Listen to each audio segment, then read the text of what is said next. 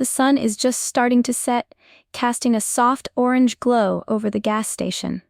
It's a quiet place, the kind of stop you'd expect to find along a long, empty road. The hum of the nearby highway can be heard in the distance, but there's no rush here. Just a calm, peaceful atmosphere. An older man drives in, pulling his car up to one of the pumps. The car is old, a little beat up, but still running strong. He looks to be in his early 60s, his face weathered by time, his movements slow but deliberate. He steps out of the car, adjusting his jacket as he reaches for the gas pump. There's something about him. A sense of quiet strength that doesn't need to be loud. He takes a moment to look around, scanning the area as if just appreciating the quietness. It's clear he's been through a lot in his life. There's a certain calmness in his eyes, like he's seen things others wouldn't understand. He pulls the gas nozzle from the pump and begins filling his car. The station is still empty, just him and the open road. Nothing out of the ordinary. At least, not yet. The peaceful atmosphere doesn't last long. A loud roar breaks through the calm. A group of bikers turns into the gas station, their motorcycles thundering as they park near the veteran's car. They're young, full of energy, and their loud laughter fills the air. The bikers wear leather jackets, their bikes gleaming in the fading sunlight. They don't seem to care about the quiet, as if the whole world should notice them.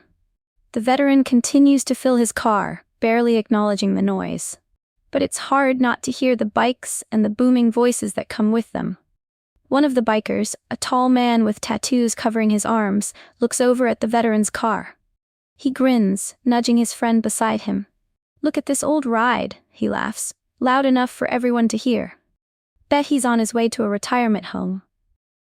The others chuckle at the remark, clearly enjoying the idea of picking on someone they see as an easy target.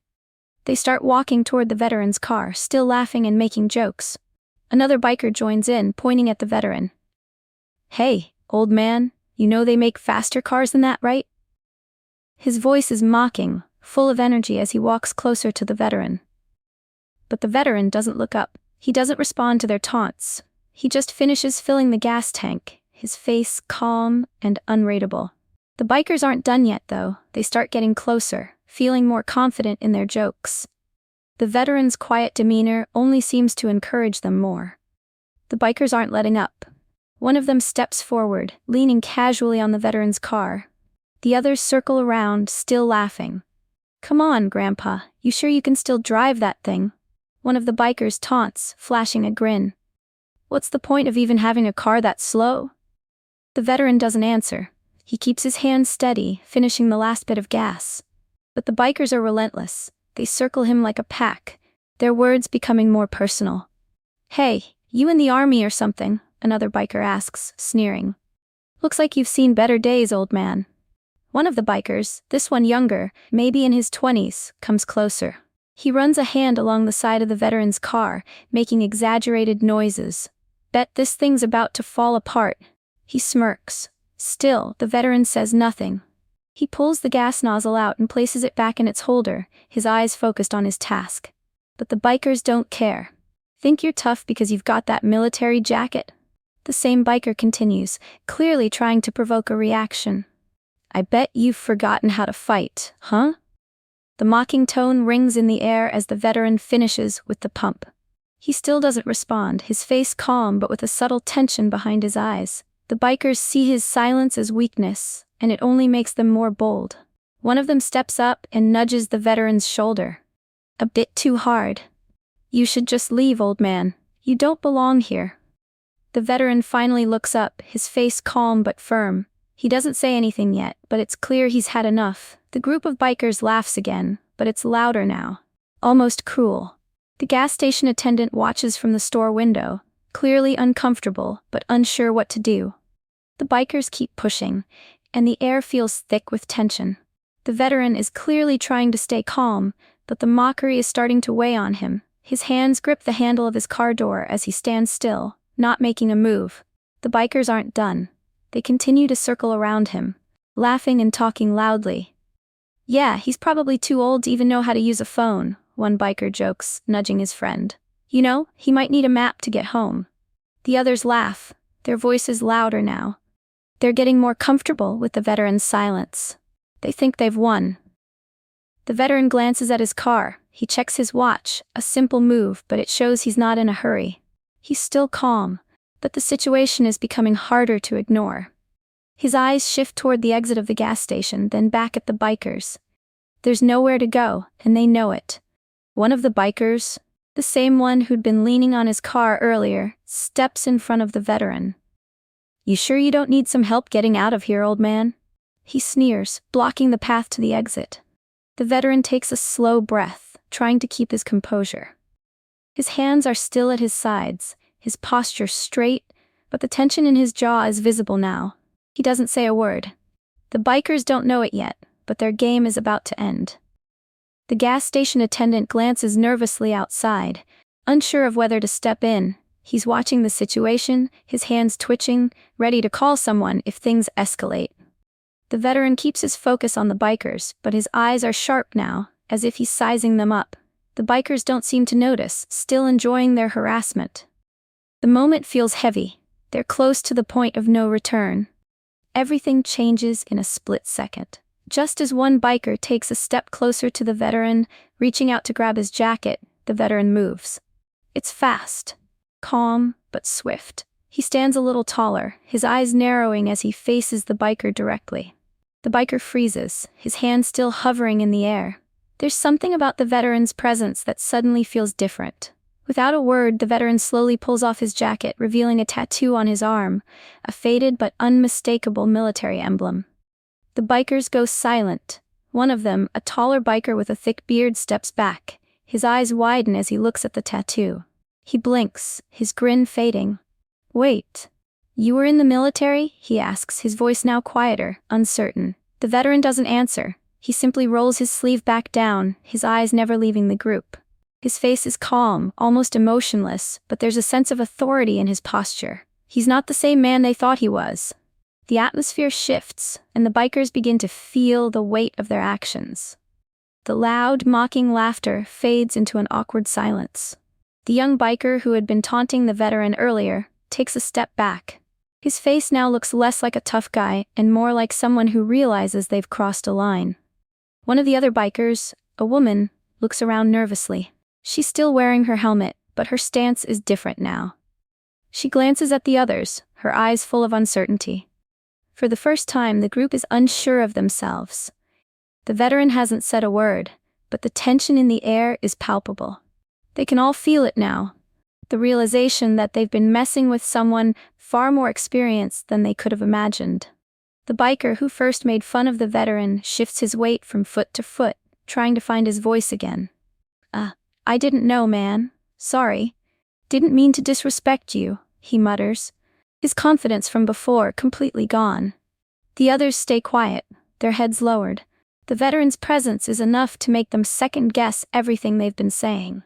What seemed like harmless teasing only moments ago now feels like a mistake. The veteran doesn't speak.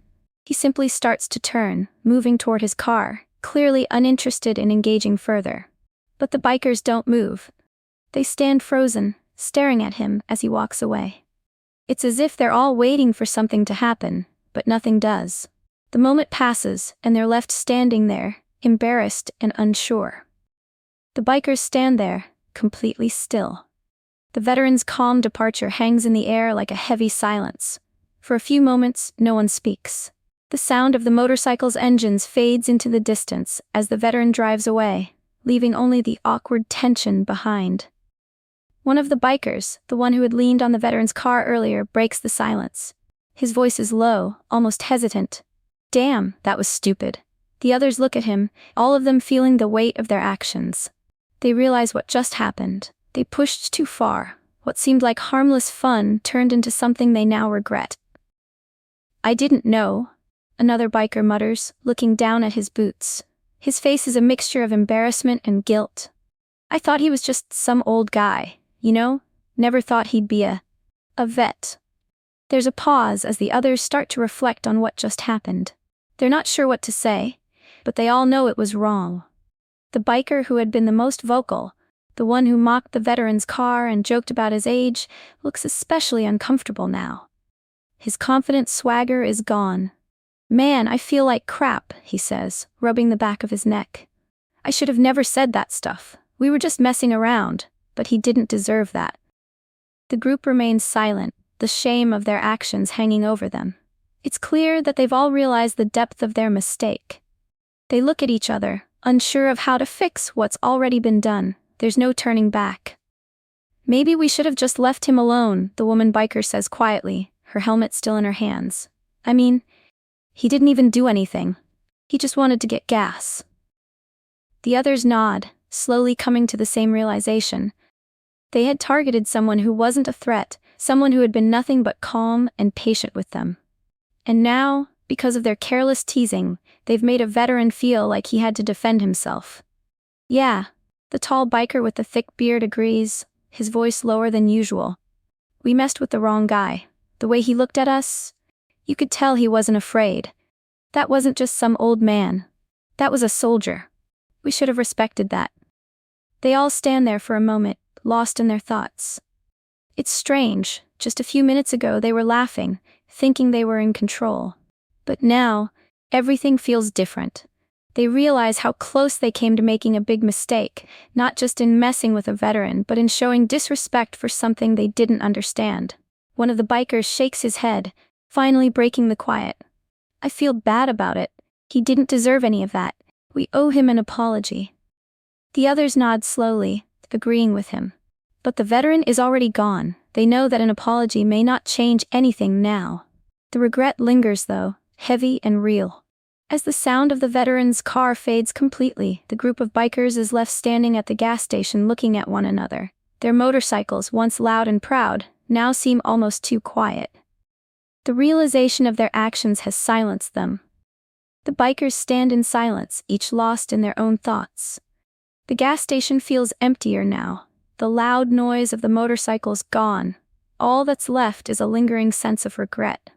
One of the bikers shifts on his feet, clearly uncomfortable. "We really messed up," he says quietly, looking down at the ground. The others don't respond immediately, but the weight of the situation is clear. They've been feeling it ever since the veteran left. They glance at each other, but no one knows exactly what to say. The moment of mockery they shared now feels like a distant memory, replaced by an undeniable sense of shame.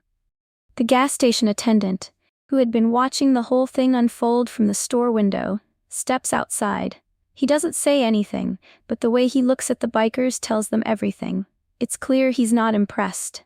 The bikers start to make their way back to their motorcycles, still quiet. Their laughter and rough voices are gone. There's no more joking, no more teasing. They mount their bikes, but even the loud roar of the engines as they start them up seems subdued. One biker, the one who had been the most aggressive earlier, looks at his friends. "I shouldn't have said that stuff. That wasn't funny. I'll never do that again." The others nod, agreeing, but the sense of regret remains. The veteran's quiet strength and the way he handled the situation without saying a word, without resorting to violence or anger, has left them all thinking deeply about respect and what it really means. As the bikers ride off, the gas station returns to its quiet state. The attendant watches them go, shaking his head. They leave behind a lesson, one that they'll never forget. And somewhere down the road, the veteran is still out there, his life continuing, unaffected by the bikers' mistakes.